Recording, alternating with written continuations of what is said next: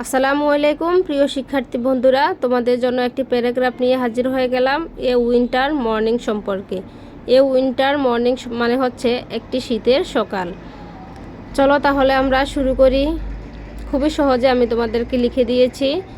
There are 6 season in our country.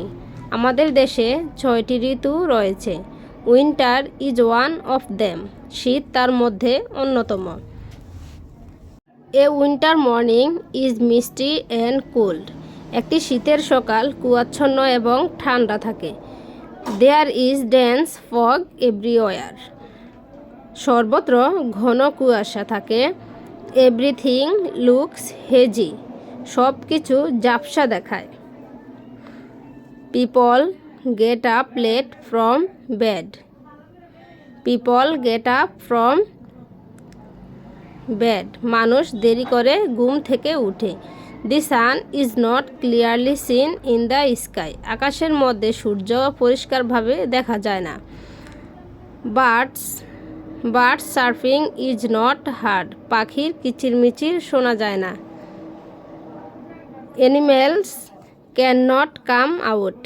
পশু পাখি বের হতে পারে না। Animals can not come out. পশু পাখি বের হতে পারে না। Dew drops fall on leaves and glass.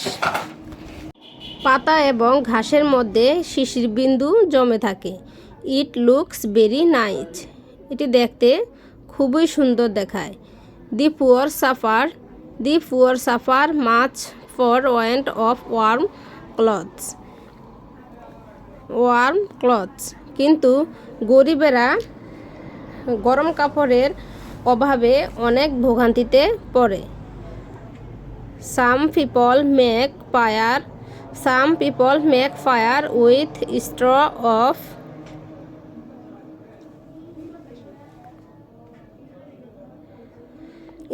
Of warm themselves. কিছু মানুষ খড়কুটোর মধ্যে আগুন জ্বালিয়ে শরীর গরম করে।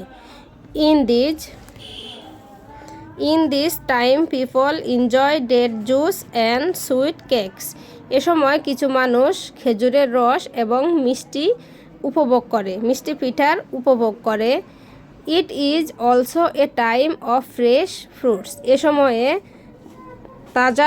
তাজা ফল পাওয়া যায়। I like a winter morning.